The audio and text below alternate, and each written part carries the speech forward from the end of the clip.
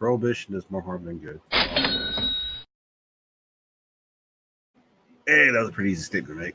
So, why am I talking about Juice World? Prohibition doing more harm than good. Yeah. So, Juice World, rapper, aka Jared Anthony Higgins,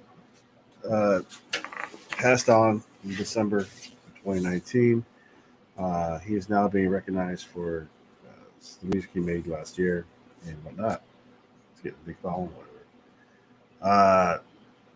Somehow I fell into this rabbit hole, and it's like, holy shit, I didn't know how he died. I didn't know anything. So, according to Wiki, on his death, December 8th, 2019, he was aboard a private jet Gulfstream.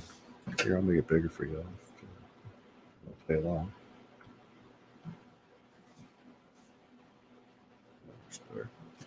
He was on board a private jet flying from Van Nuys, LA to Chicago, where law enforcement was waiting for his jet to arrive. And as they had been notified of federal agents, blah, blah, blah. As they had been notified by federal agents while the flights was en route that the jet was suspected to be carrying guns and drugs, law enforcement later revealed they found 3 handguns and 70 pounds of marijuana in Africa. Okay, so let's make that noted. Some guns and 70 pounds of weed. This is what the law enforcement is saying. They also stated that members of Higgins' management team aboard the flight attested that Higgins had taken several unknown pills, including swallowing Percocet pills among them, and probably some codeine, to hide them, in an attempt to hide them while the police were searching the luggage. Now, the fact that, follow along, kids, he brought the weed, 70 pounds, it sounds like a lot. If you're making concentrates, it's not going to be a lot. If you're going to have a party or an event, it's not a lot. If you just like cannabis and you have a chance to have 70 pounds, that's not a lot because you will go through it. I figured I could go through a pound easily in a month. There's nothing special about that.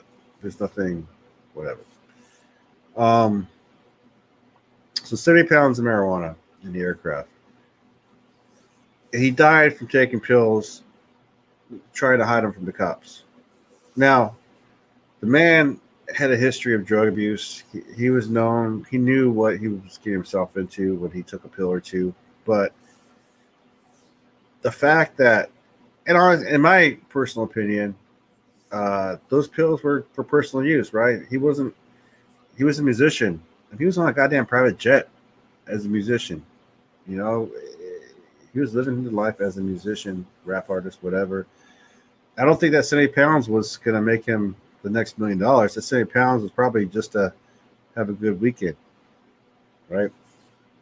And the pills there too were just for weekend. But he had the mindset to realize if the cops caught the weed and the pills, now you're a fucking you're fucking El Chapo. So, you know, and so every news story I read only references the weed and that he took pills that overdosed.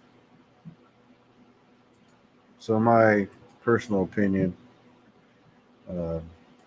Prohibition killed Juice World. Because Juice World was smart enough to know if he was caught with more extra besides just the weed, there would be a deeper argument to have as far as the law, legality, and whatnot. Look, nobody wakes up and goes, I'm going to be a bad guy. Nobody says, I'm going to try and ruin other people's lives. But when it comes to cannabis, that's not what's happening. And more lives are ruined because of the prohibition than there is because of actual law enforcement doing something.